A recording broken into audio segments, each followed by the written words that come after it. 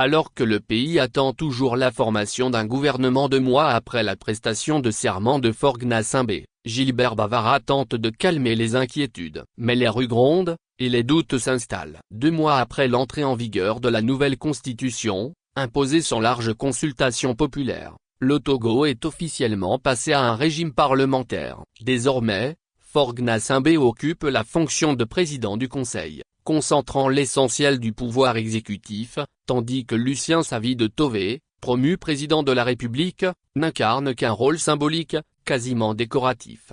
Mais depuis le mois de juin, la colère gagne du terrain. Les Togolais, confrontés à une vie de plus en plus chère, à l'injustice sociale et à un sentiment grandissant d'abandon, descendent dans la rue pour exiger des réponses, et parfois, la démission du chef de l'État. Les 6, 26, 27 et 28 juin, des manifestations ont secoué la capitale, Lomé. La répression a été brutale. Selon les organisations de la société civile, au moins 7 personnes ont été tuées, plusieurs autres blessées, et des arrestations qualifiées d'arbitraires ont été signalées.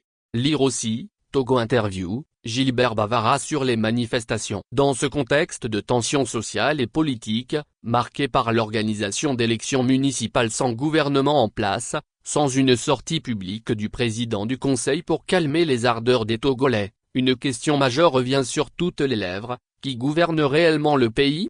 Interrogé à ce sujet par le confrère Le Point Afrique, le ministre de la fonction publique, Gilbert Bavara, tente de rassurer: les ministres restent en fonction et gèrent valablement les affaires dites courantes. Il évoque des précédents internationaux: ce n'est pas une situation inédite ni extraordinaire. En France ou en Belgique, des gouvernements démissionnaires ont parfois expédié les affaires courantes pendant plusieurs mois. Mais le parallèle peine à convaincre. Au Togo, une nouvelle architecture institutionnelle a été instaurée sans véritable pédagogie ni explication. Le régime parlementaire annoncé semble plus théorique que réel, tant le flou demeure sur la répartition des pouvoirs et le rôle concret du président du Conseil. Le président du Conseil n'a pas besoin d'un affichage médiatique intempestif pour donner les orientations et prendre les décisions nécessaires à la bonne marche du pays. Et il le fait quotidiennement, affirme Gilbert Bavara, en réponse à ceux qui s'inquiètent de l'absence publique de Faure Gnassingbé. Sur le terrain, pourtant, le fossé se creuse. Les prix flambent, le silence des autorités irrite, et la population s'impatiente. Je peux comprendre cette attente, mais il faut éviter que les actions des plus hautes autorités soient dictées par l'émotion ou les événements quotidiens, relativise encore le ministre.